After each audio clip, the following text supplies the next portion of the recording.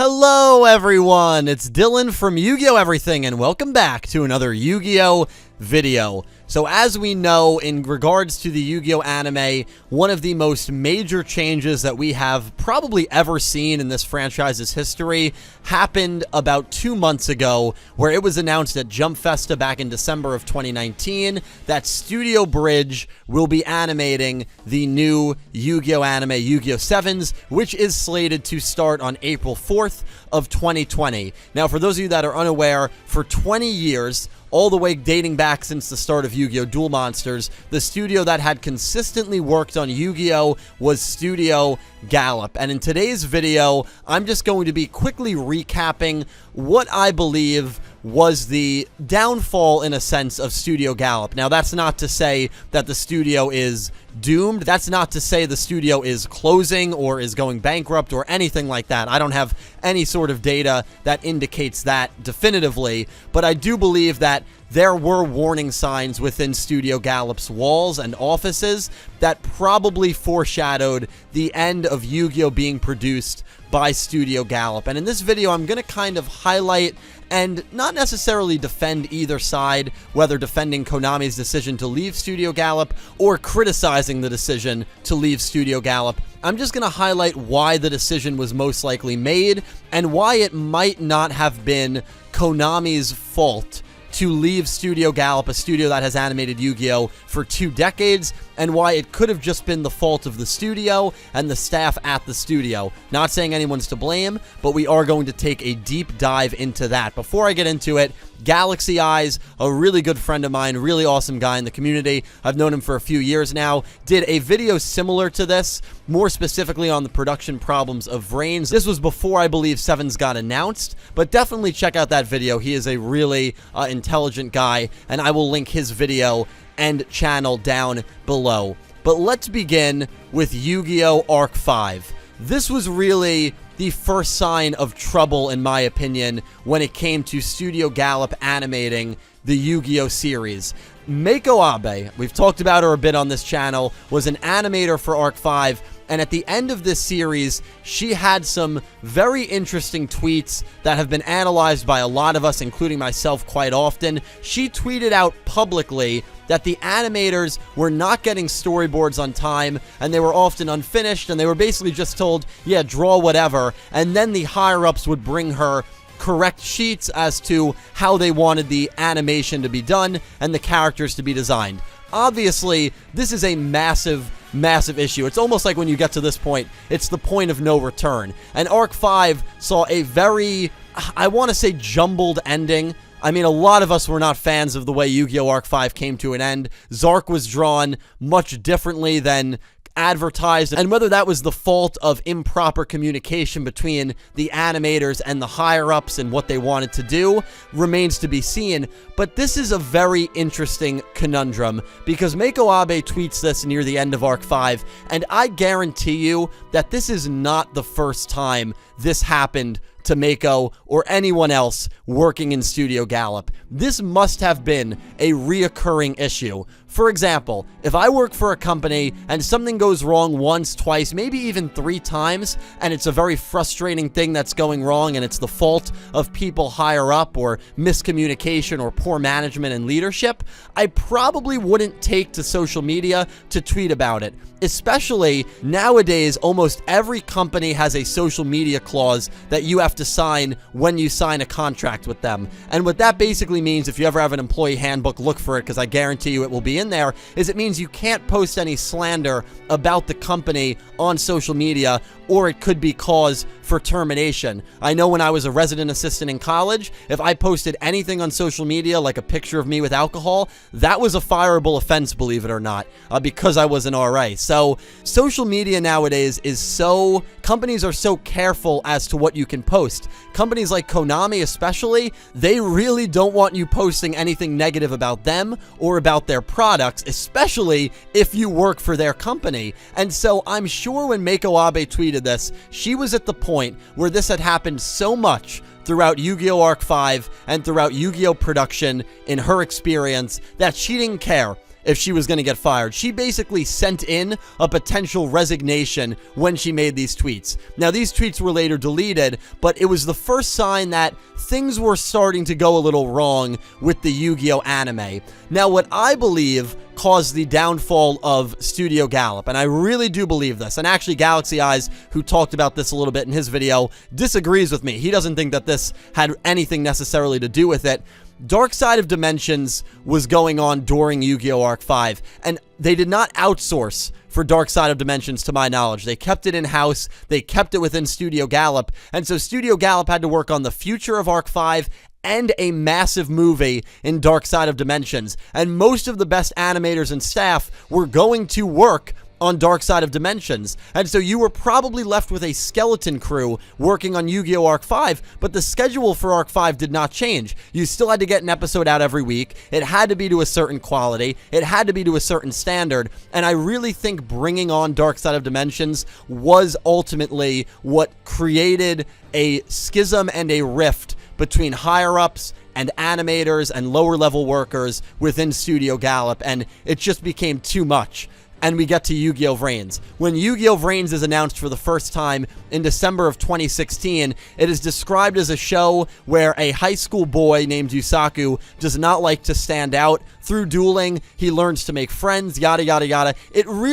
Reigns had really nothing to do with the initial summary that we got for the series. And so there was clearly a lot of changing and last-minute updates with YuGiOh Reigns. In fact, YuGiOh Reigns gets delayed by a month, which is extremely rare for Studio Gallop. It had never happened before. So Reigns gets delayed by a month, which is a little weird. Meiko Abe, by the way, who made that tweet, she works on episode 1, and she's barely involved in YuGiOh Reigns. Probably left, probably quit, probably pursued other things. She's barely involved. And Ebina, another really incredible animator that Yu-Gi-Oh! Had since the 5Ds or Zexal days, he also leaves. I believe he left to work on the Fate series, but regardless, he left. And so Reigns gets delayed by a month, and when it begins with a really, really strange first 30-40 episodes. And strange because even with that month break, they were clearly not ready to air YuGiOh Reigns. If an anime has 4 recap episodes in the first 30-something episodes, I think it was 4 recaps in the first 39 or 40 episodes, the anime is clearly not ready to hit the market. But there was probably so much pressure because of contract obligations to get YuGiOh Reigns out that they had absolutely no choice. And so YuGiOh Reigns clearly should not have started when it did. They clearly needed more time to work on it because they were way behind production schedule. A good anime is supposed to be 3 to 6 months ahead of schedule. You think they were working on YuGiOh Reigns in November of 2016? Remember, the Zark duel began in December of 2016. You think when the Zark duel and all of that stuff at the end of Arc 5 was going on, you think they were really working on Reigns episodes? I highly doubt it. And so Reigns was not ready to start. They end up firing their director after 13 episodes, and the man who steps in starts apologizing via Twitter for all the recaps, knows it's a major issue, and knows that there are major issues within the studio of Studio Gallop. And YuGiOh Reigns ends early,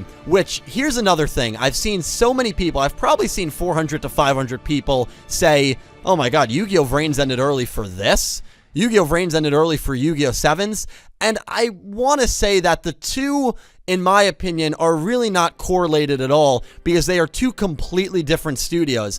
I truly believe that if there was no 7th Yu-Gi-Oh series, YuGiOh Reigns still would have ended early. Studio Gallop, obviously with approval from Konami and the companies above them, made the decision, probably the financially conscious decision, to end YuGiOh Reigns early because they just needed to work on rebuilding their staff and work on rebuilding their studio. And ultimately, with how Arc 5 ended, with the obvious production issues within Gallop between Arc 5, Dark Side of Dimensions, and especially YuGiOh Reigns early on, things seemed to fix themselves with Reigns, but they never really seemed like they fully got things together.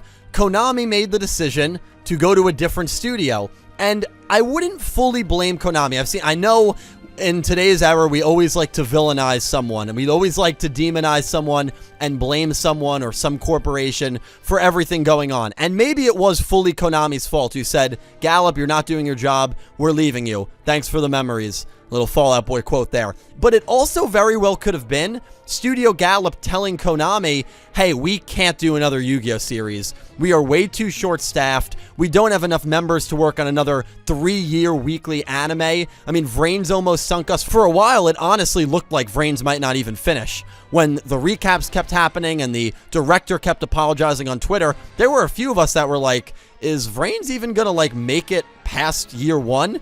Which it did, but it didn't make the full 3 years. It started late and it ended early, and the only reason that happens is because Studio Gallop is in a lot of trouble behind the scenes. And so maybe they said to Konami, we need 3, 4, 5 years to rebuild ourselves, to find ourselves again, and maybe down the road you can come back to us if you would consider coming back to us at any point. And it could be that Studio Gallop is back for the 8th or 9th Yu-Gi-Oh series if there is one. I really don't know. But also from Konami's perspective, if an employee is not getting the job done, then sometimes you have to move off of them. Studio Gallop might not have left them a choice. And I don't know if management at Gallop was the problem. I don't know if the budget got too thin, if there were a few bad hirings, if there were a few bad financial investments. I don't really know, because early in the 2000s, Studio Gallop was seen, from what I understand, as a very respectable studio. Not only Yu-Gi-Oh! Duel Monsters did they animate, but they animated a lot of anime, sometimes 3, 4, 5 other projects at a time. But if you look at what they're credited in right here, as time went on, they became a Yu-Gi-Oh! Anime-only studio. And I doubt it was because other anime didn't want Studio Gallop to animate for them. It was probably them getting a decent amount of offers and just saying, no, we can't do it. We don't have the staff to work on anything besides Yu-Gi-Oh!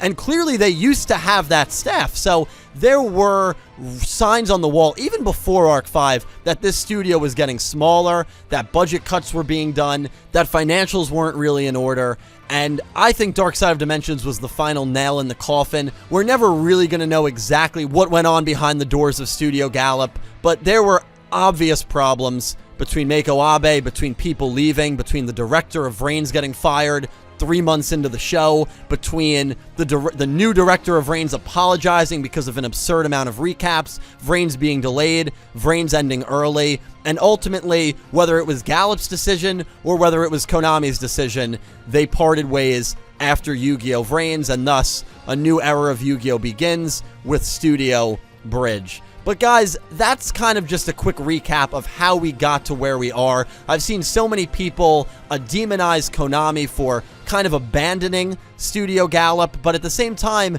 if a studio is not able to do their job properly and pull their weight properly, I mean, it's hard, but maybe it was the correct decision on Konami's part.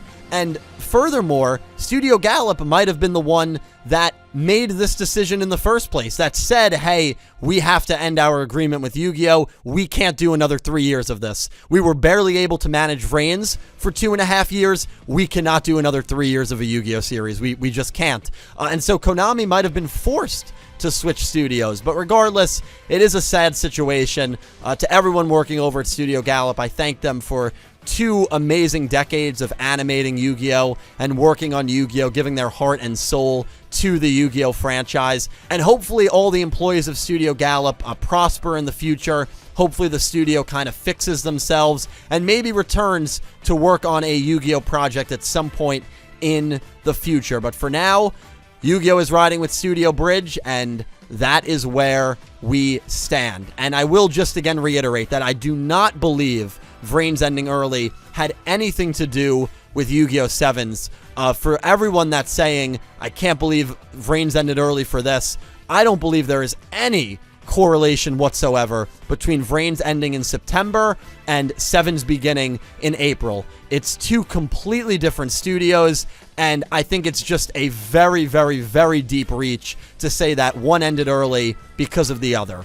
But that's just my opinion on it, just my thoughts on it. Just wanted to give a quick recap on, why the decision was made and the reasons that I believe the writing was kind of on the wall with Gallop for a while now. But you guys let me know your thoughts on this, please. I'm really excited to hear from you. Let me know if you agree with my thoughts, disagree with them. Check out Galaxy Eye's video on the topic. He goes more in-depth with specific animators and specific decisions, and he does not believe that Dark Side of Dimensions was the reason for this. And we're never going to know. I disagree with him a little bit on that, but hey, that's the best part about discussing and having opinions. So really excited to talk to you down below. And again, that video is linked in the description. A special thank you to my Platinum tier patrons Alexa Baker, Glen McGookin, Jorge Carrillo, Horace Maye, Goosey Q, Vincent Van Der Veen, Panther J, Smith620, Jorge Leon, Blue Maiden 28, Jarrett Buller, and Gabe G, and to my Diamond tier patrons Jesse Wood, Latrell Smith, Sean, and Melinda Phantom, and to my Egyptian God tier patron Syn Cloud. Thank you to everyone who supports me over on Patreon and who is a channel member. I cannot tell you how much you guys help me out, and thank you to everyone who just watches these videos. Without you guys, I would not be able to do this. Thank you so much for watching, and I hope you have an amazing day.